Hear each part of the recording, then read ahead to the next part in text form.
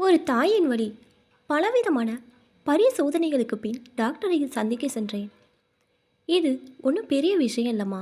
இந்த வயசில் எல்லா பெண்களுக்கும் வர பிரச்சனை தான். கர்ப்பப்பை எடுத்துட்டா எல்லாம் சரியாயிடும். 2 நாள் ஹாஸ்பிட்டலில் இருந்தால் போதும். யோசிச்சு சொல்லுங்க என்று சொல்லி முடிக்க எத்தனையோ யோசனைகளோடு வீடு வந்தேன். கணவரிடம் சொல்ல, பயப்படாதம்மா, ஒன்றும் ஆகாது, எல்லாரும் பண்ணிக்கிறது தானே, நமக்கு இனி குழந்தை பிறக்கிற வயசா, கர்ப்பப்பை இனி தேவையில்லையே என்று தைரியப்படுத்தினார்.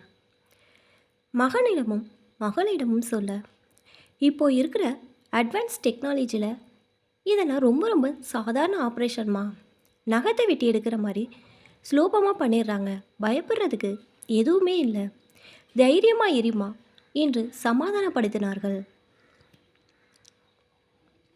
எனக்கு மட்டும் தயக்கமாகவே இல்லை கவலையாகவே இருந்தது. ஆப்ரேஷன் நாளன்று பிள்ளைகளும் பேரப்பிள்ளைகளும் கூட ஹாஸ்பிட்டலுக்கு வந்துவிட்டார்கள். என்னுடைய தயக்கம் கவலை மட்டும் போகவே இல்லை. ஆப்ரேஷன் முடிந்து சில மணி நேரத்தில் கண் விழித்தேன்.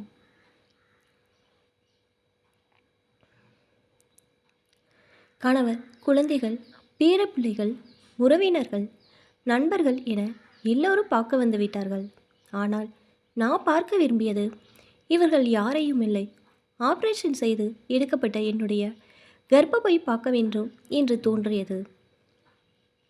ஏற்கனவே நான் சொல்லி வைத்ததால் ஐஸ் பாக்ஸுக்குள் எடுத்து வைத்திருப்பதாக சொன்னார்கள். கஷ்டப்பட்டு எழுந்தேன், கஷ்டப்பட்டு நடந்தேன்.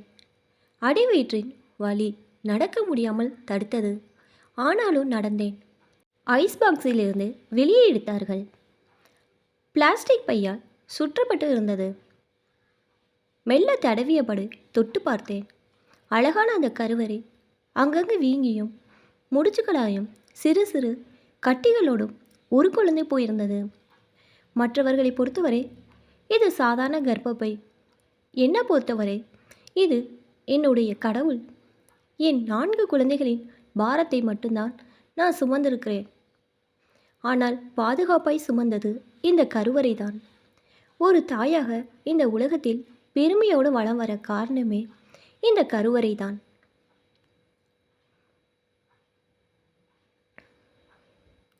என் குழந்தைகளை கலைந்து போகாமல் காப்பாற்றியது இந்த கடவுள்தான். எல்லோரும் எடுத்துவிடலாம் என கூறியபோது நான் தயங்கியதன் காரணம் உயிருக்கு பயந்தல்ல, என்னை தாயாகிய இந்த தாயை இழந்து விடுவேன என்றுதான்.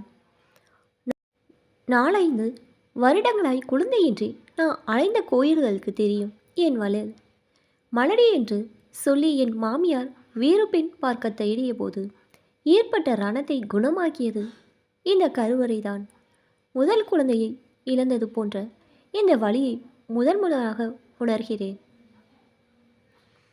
நான் உன்னை சரியாக பார்த்து கொள்ளாமல் விட்டுவிட்டேனோ என்கின்ற குற்ற உணர்ச்சி மேலோங்க எல்லாம் தந்த அந்த கருவறைக்கு சில துளி கண்ணீரை மட்டும் காணிக்கையாக்கிவிட்டு அங்கிருந்து திரும்புகிறேன்.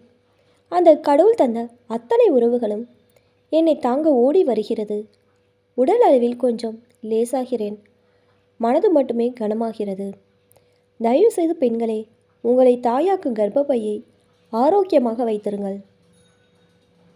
இப்போ தான் என்னோடய சேனல் ஃபஸ்ட் டைம் பார்க்குறீங்கன்னா சப்ஸ்கிரைப் பண்ணிக்கோங்க. பக்கத்தில் இருக்க பெல் ஐக்கானை ப்ரெஸ் பண்ணிக்கோங்க. அப்போ தான் நான் ஒவ்வொரு தடவை வீடியோ போடும் போதும் உங்களுக்கு நோட்டிஃபிகேஷனில் வரும். தேங்க்ஸ் ஃபார் வாட்சிங்.